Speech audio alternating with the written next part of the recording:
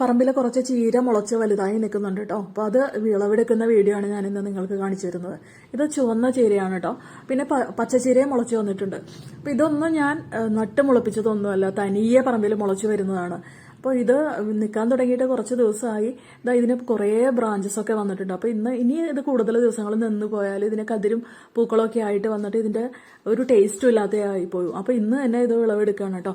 അതായത് പച്ചച്ചീര കണ്ടോ, പച്ചച്ചീരയുടെ തണ്ട് ചുവന്ന കളറായിട്ടാണ് ഇരിക്കുന്നത് കേട്ടോ. വെറൈറ്റി ചീരകളാണ് ഇവിടെ ഉള്ളത്, പലതരം ചീരകളുണ്ട് കേട്ടോ.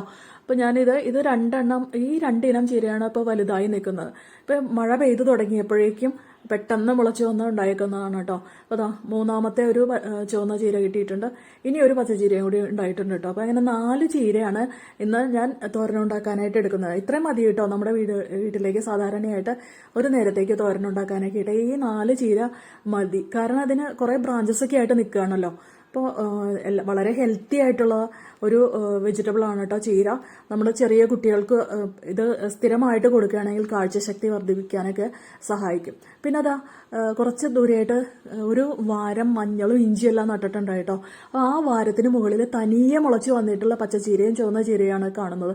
ഇത് കുറച്ച് ദിവസമായിട്ടുള്ളൂ കേട്ടോ. ഒരു മഴ പെയ്തില്ലേ കഴിഞ്ഞ ദിവസം, ആ മഴ പെയ്ത സമയത്ത് തനിയെ മുളച്ച് വന്നേക്കുന്നതാണ്. കാട് പിടിച്ച പോലെയാണ് കേട്ടോ നിൽക്കുന്നത്. ഇപ്പം മണ്ണ് വാരം കോരി ഇട്ടിരിക്കുന്നത് ശരിക്കും കാണാനേ പറ്റുന്നില്ല. അത് ആ രീതിയിൽ ഇങ്ങനെ മുളച്ച് വന്നേക്കാണ് കേട്ടോ. അപ്പോൾ ഇത് കുറച്ചൊക്കെ ഒന്ന് പറിച്ച് മാറ്റി കളയണമെന്ന് തോന്നുന്നു. കാരണം ഇങ്ങനെ കട്ട പിടിച്ച് നിന്നാൽ ഒന്നും നന്നാവില്ലല്ലോ. അപ്പോൾ ഇത് ഇടയിൽ ചുവന്ന ചീരയൊക്കെ ഉണ്ടായിട്ടുണ്ട്. നല്ല സന്തോഷമുള്ളൊരു കാഴ്ച കണ്ടപ്പോൾ അത് എല്ലാവർക്കും കൂടി ഒന്ന് കാണിച്ചു തരാൻ വേണ്ടിയിട്ടാണ് കേട്ടോ ഞാനിങ്ങനെ വീഡിയോ ചെയ്യുന്നത്.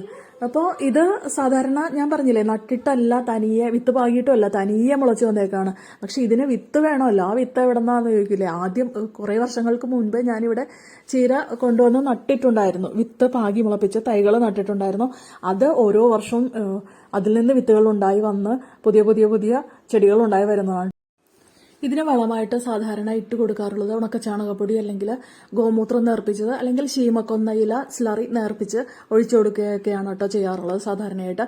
പ്രത്യേകിച്ച് ഞാൻ പറഞ്ഞില്ലേ, ഞാൻ നട്ട് വളർത്തുന്നതല്ല, തനിയെ മുളച്ച് ഓരോ വർഷവും തനിയെ മുളച്ച് ഉണ്ടാകുന്നതാണ് കേട്ടോ. ഏതെങ്കിലും ഒരു ചീരച്ചെടി നന്നായി വളർന്ന് അതിൽ വിത്തുകളൊക്കെ ആയിട്ട് പിന്നെ അതിന്റെ വിത്തുകൾ താഴെ വീണ് മുളച്ച് കിട്ടുന്നതാണ്. എല്ലാ വർഷവും എനിക്ക് ഇങ്ങനെ തന്നെയാണ് കേട്ടോ കിട്ടുന്നത്. വർഷങ്ങൾക്ക് മുൻപാണ് ഞാനിവിടെ ചീര സ്വന്തമായിട്ടൊന്ന് കൃഷി ചെയ്തത്. അത് വിത്ത് വാങ്ങി കൃഷി ചെയ്തതായിരുന്നു കേട്ടോ. അപ്പോൾ ഇത് നിങ്ങൾക്ക് എല്ലാവർക്കും ഒരു കാര്യം മനസ്സിലായില്ലേ, നമ്മൾ ഒരിക്കൽ നമ്മുടെ പരിസരത്ത് ഒരു ചീരച്ചെടി കൊണ്ടുവന്ന് നട്ടാൽ പോലും അതിന്റെ വിത്തുകൾ ഉണ്ടായി വന്ന് നമുക്ക് പിന്നീട് വർഷങ്ങളോളം ചീര നമുക്ക് ഉണ്ടായി കിട്ടുന്നതാണ്. അപ്പോൾ എല്ലാവർക്കും ഇതുപോലെ ചെയ്തു നോക്കാവുന്നതാണ് കേട്ടോ. വീടിന് പരിസരത്ത് സ്ഥലമില്ലാത്തവർക്ക് ടെറസിന്റെ മുകളിൽ ഗ്രോ ബാഗിലോ ചാക്കിലോ ചട്ടിയിലോ എല്ലാമായിട്ട് ചീര കൃഷി ചെയ്യാവുന്നതാണ് കേട്ടോ.